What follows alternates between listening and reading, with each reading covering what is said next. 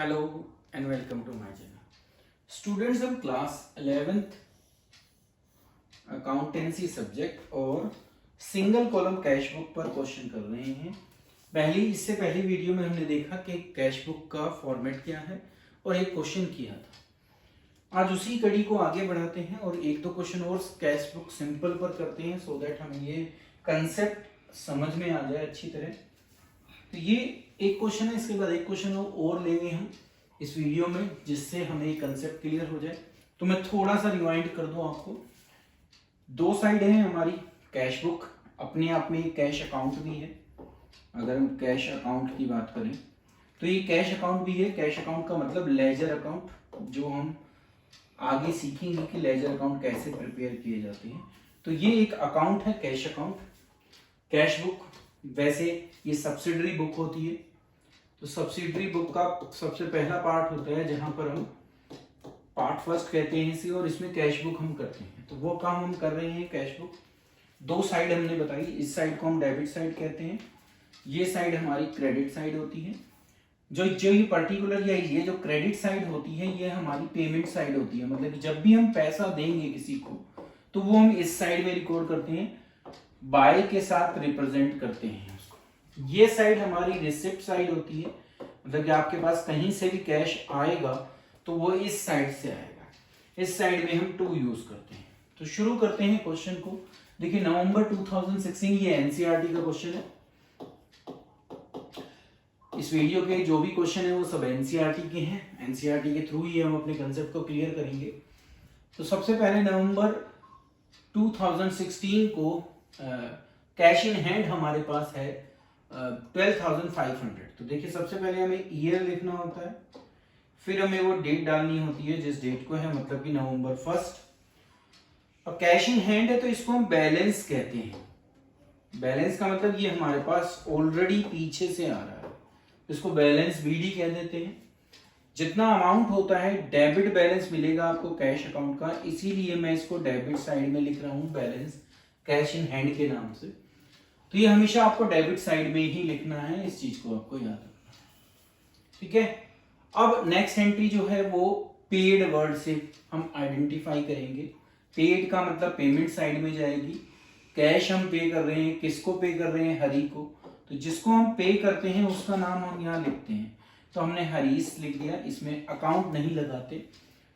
किसी भी व्यक्ति के नाम के साथ हम अकाउंट वर्ड यूज नहीं करेंगे, बाकी हर जगह करेंगे। तो नवंबर 4 को ये एंट्री है, 600 का कैश हमने पे किया। परचेज गुड्स ये भी हमें यही बताती है कि हमने पेमेंट की है। पेमेंट की है तो किस साइड में आएगी? हमारी पेमेंट साइड में। किसके लिए किया वो पेमेंट? परचेज करने के लिए गुड्स की, जिसको हम परचेज अकाउंट कहते हैं। परचेज अकाउंट के लिए हमने इसको कहाँ दिखा दिया? इस साइड में दिखा दिया, और अमाउंट भी शो कर दिया 800। देखिए यहाँ रिसीव्ड वर्ड पता चला कि एंट्री किस साइड आएगी? डेबिट साइड में, क्योंकि रिसिप्ट साइड में आएगी। किससे मिला पैसा? आगे बता रखा है कि अमित से ये अमाउंट मिला है। कितनी तारीख को मिला है? 12 को। तो हम यहाँ 12 लिख देंगे। कितना अमाउंट मिला? तो 1960 हमें अमाउंट मिला, वो यहाँ पे शो कर दिया। सोल्ड गुड्स, इसका भी मतलब यही है कि आपको कैश रिसिप्ट होगा। ठीक है। कैसे पता चला कैश ही मिला? क्योंकि लिखा है आगे। तो ये एंट्री भी यहाँ पर आएगी।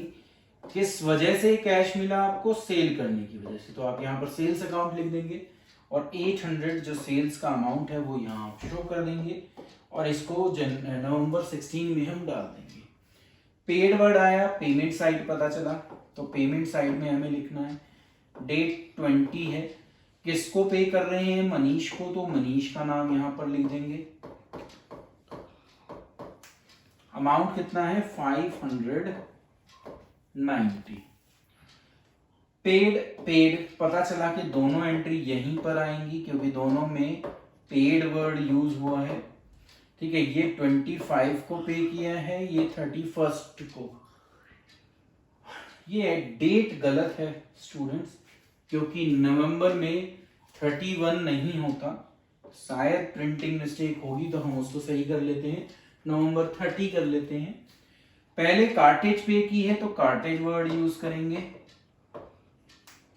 फिर सैलरी पे की है तो सैलरी वर्ड यूज करेंगे।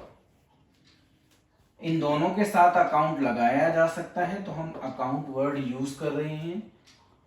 मनीष का जो अमाउंट था वो 590 है, वो हम ऑलरेडी लिख चुके हैं। कार्टेज में 100 है और सैलरी में 1000 है।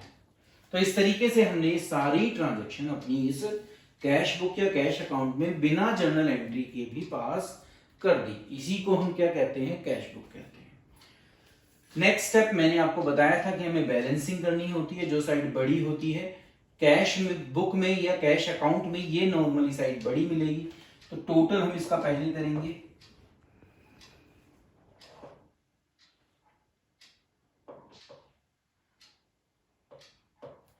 ₹15,260।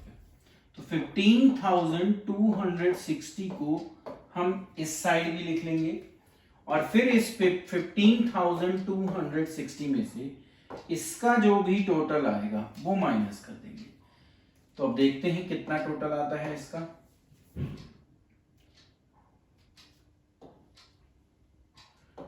$3,090 आ रहा है। एक बार रीचेक कर लेते हैं। ठीक है, 12,170 जो है रिमेनिंग बैलेंस बचता है, जिसको हम यहां पर बैलेंस सीडी के नाम से शो करेंगे। लास्ट डेट को शो होगा मंथ के, और फिर फर्स्ट डेट नेक्स्ट मंथ की, मतलब कि December 1st। अभी यहां पर जो पेन है वो उतना नहीं चल रहा, आप इसको बैलेंस बीडी के रूप में रिफ्लेक्ट करेंगे। 12,170। तो इस तरीके से हमारा क्वेश्चन जो है वो कंप्लीट होता है। बैलेंसिंग करनी होती है। एक क्वेश्चन और देखते हैं सिंपल कॉलम का, क्योंकि एनसीईआरटी में यही 3 क्वेश्चन दिए हुए थे। एक मैं ऑलरेडी करा चुका हूं, एक अभी करा दिया, एक ये। यहां पर भी वही है। हमें ये पता है कि ये इतनी साइड हमारी डेबिट साइड है जो रिसिप्ट को रिफ्लेक्ट करेगी, ये हमारी क्रेडिट साइड है जो पेमेंट को रिफ्लेक्ट करेगी। अपने क्वेश्चन को शुरू करते हैं टाइम वेस्ट ना करते हुए। सबसे पहले कैश इन हैंड। अब देखिए मंथ कौन सा है, 2000।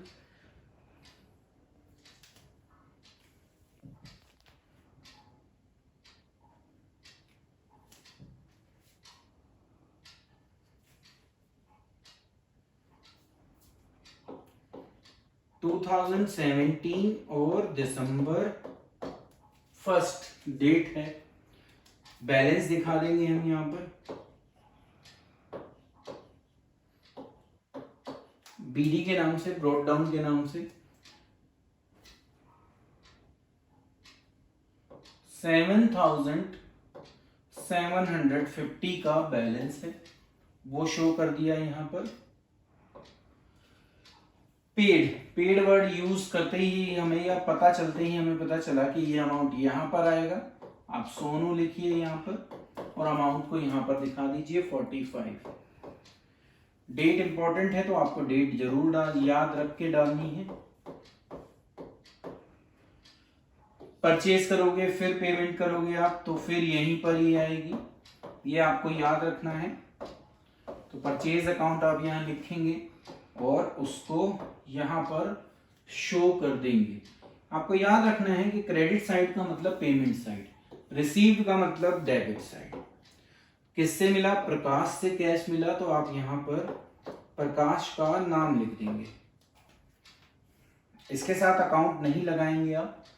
जितना अमाउंट मिला मतलब कि 960 वो शो कर देंगे और डेट दिखा देंगे।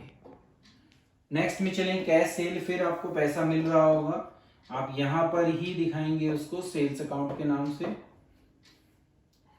500 का अमाउंट है आपका और जो डेट है आपकी वो December 20 है। अब दोनों पेड की एंट्री है, तो पेड की एंट्री है तो हमें पता चल गया पेमेंट साइड में ही शो होंगी। एक की डेट 25 है, एक की डेट 30 है। एक पे किया है आपने एस कुमार को, तो आप उसका नाम लिख देंगे यहाँ पर, ये रहा।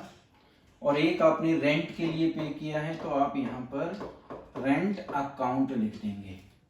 एक का अमाउंट 1,200 है और एक का अमाउंट 600 है। आपको इसका टोटल करना ही करना है, तो आप पहले ही कर लीजिए उसका। अब इसका टोटल हम देखें तो ये निकल के आता है 2445।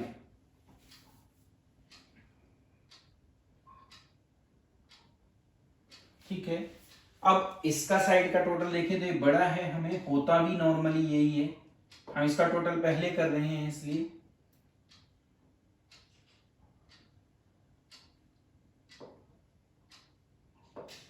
$9,210 एक बार रीचेक कर लेते हैं। ठीक है, 9,210 हम यहां पर लिख देंगे। फिर हम अपना बैलेंस निकालेंगे लास्ट डेट पर। दिसंबर में 31 डे होता है, तो आप 31 यहाँ डेट डालेंगे, बैलेंस कैरी डाउन यहाँ पर लिखेंगे।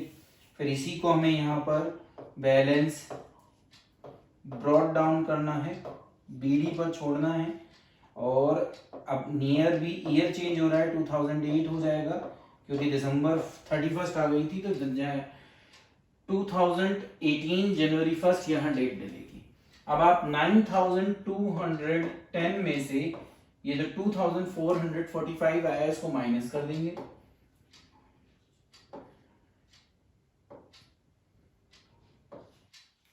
तो ये 6,765 आएगा। एक बार रीचेक जरूर कीजिएगा क्योंकि कोई भी मिस्टेक ना रहे।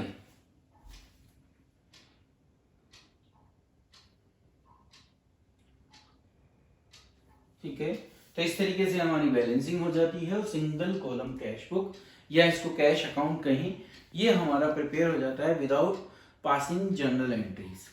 तो कैश बुक मुझे लगता है आप समझ गए होंगे सिंगल कॉलम। अब नेक्स्ट वीडियो से हम डबल कॉलम कैश बुक करेंगे। Thank you.